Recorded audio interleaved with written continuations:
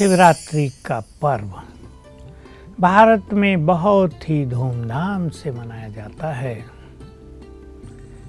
शिवालयों में भक्तों की लाइनें लगी रहती हैं। शिव पर फल फूल, अक्के फूल, दूध आदि चढ़ाया जाता रहता है और शिवरात्रि की रात्रि में अनेक भक्त जागरण करते हैं। प्रसिद्ध है शिव आएंगे। जगते रहो ताकि हम उन्हें देख सकें, जगते रहो ताकि उनसे मिलन हो सके। अनेक लोग ये भी सोचते हैं कि शिव भी तो भांग धतूरा पीते थे, नशे में रहते थे, हम भी रहें। इन सब चीज़ों का क्या अर्थ है?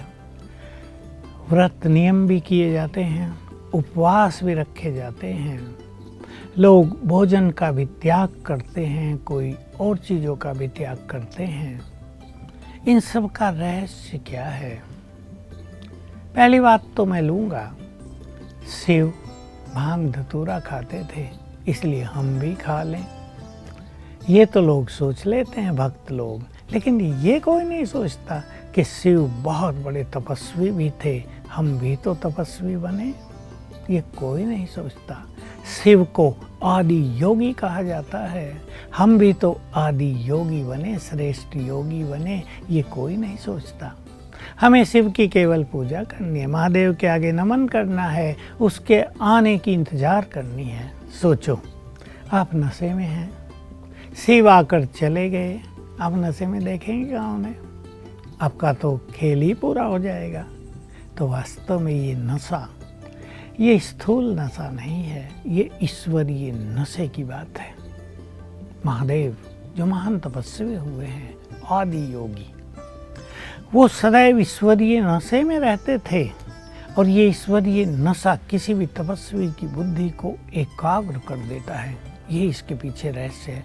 लोगों से ईश्वरीय नशे में रहना तो आया नहीं, तो ये स्थूल नशे करने लगे। यदि ये स्थूल नशे इतने सार्थक होते, ये बिल्कुल ठीक ठाक होते, तो ये नशा मुक्त अभियान संसार में क्यों चलाए जाते?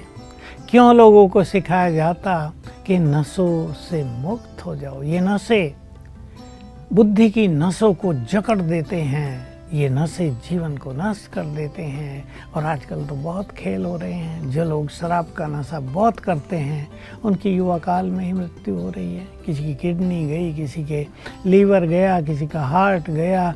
बच्चे और परिवार पत्नी रोते ही रह जाते हैं। एक की तो अभी 25 साल की आयु में मृत्यु हो गई, बहुत पीता था। तो भला ये नशे फिर मान्य क्यों नहीं हैं? क्यों इनको छोड़ने की बात कही जाती है? तो वास्तव में ये ईश्वरीय नशे की बात है।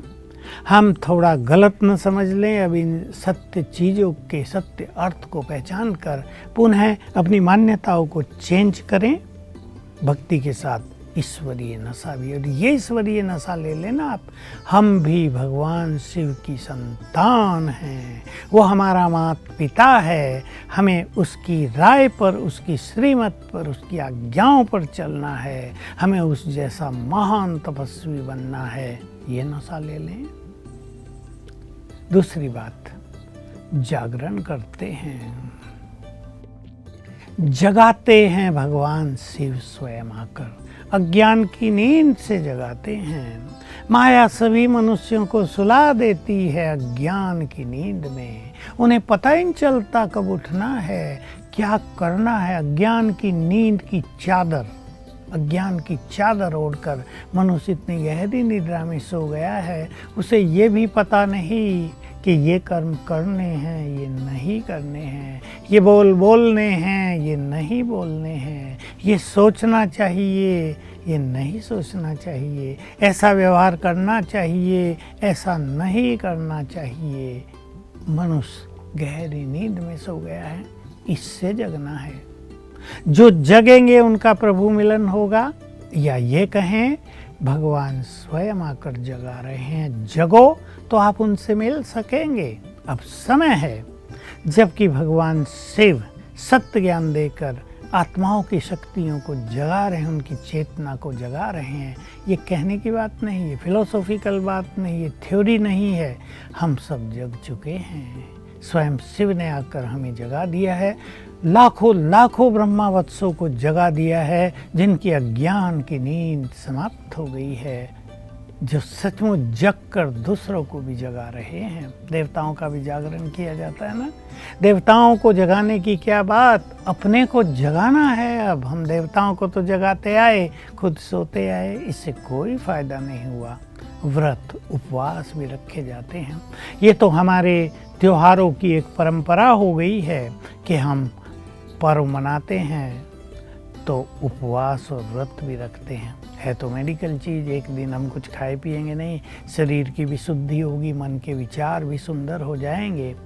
लेकिन लोग सोचते हैं कि ऐसे व्रत नियम रखने से, शरीर को कष्ट देने से भगवान प्रसन्न होंगे, हमें दर्शन देंगे, हमारी मनोकामनाएं पूर्ण करेंगे। ठीक है, थोड़ी बहुत मनोकामनाएं तो पूर्ण हो जाती हैं, क्योंकि चित्त थोड़ा शुद्ध हो जाता है, मन उस दिन के लिए शांत हो जाता है, मन में भक्ति भाव भर जाता है और मनुष्य थोड़ी गलत चीज़ों से, बुराइयों से, पाप कर्मों से कम 1-2 दिन तो बचा ही रहता है। लेकिन भगवान कहते हैं अब पवित्रता का व्रत लो, अब बुराइयों को त्यागने का व्रत लो, अब श्रेष्ठ कर्म करने का व्रत लो।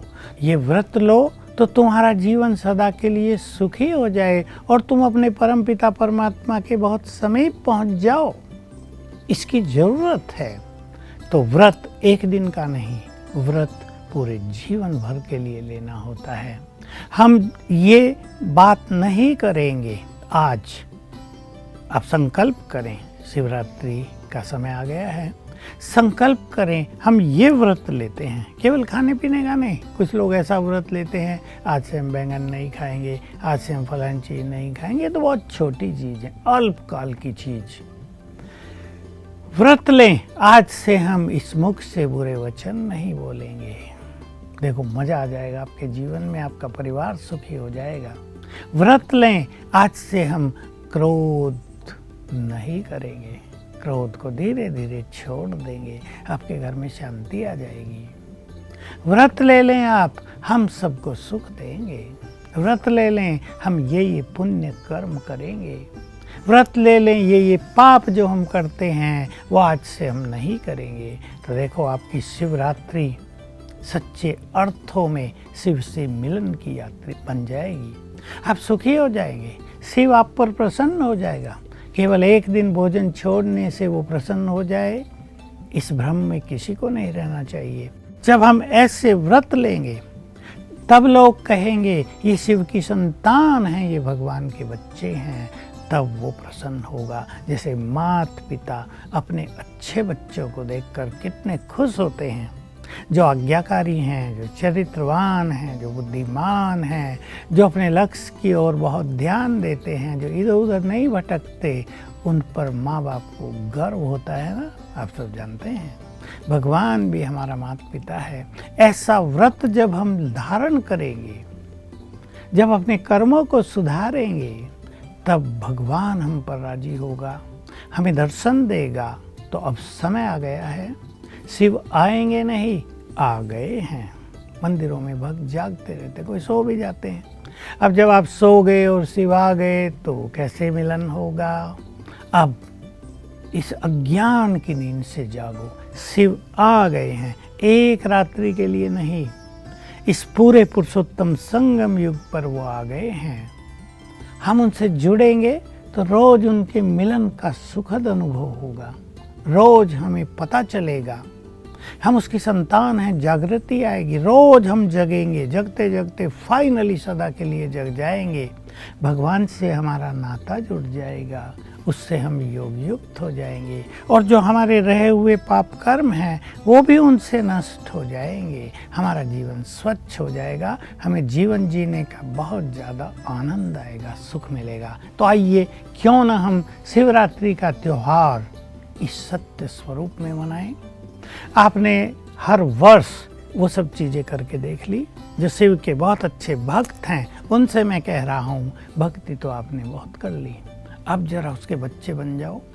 उससे योग युक्त हो जाओ तो जो कुछ उसका है वो सब आपका हो जाएगा। केवल दर्शनों की बात नहीं, दर्शन तो बहुत छोटी चीज़ होती है कि एक क्षण भर के लिए वो आपके सामने प्रकट हुए और लोप हो गए।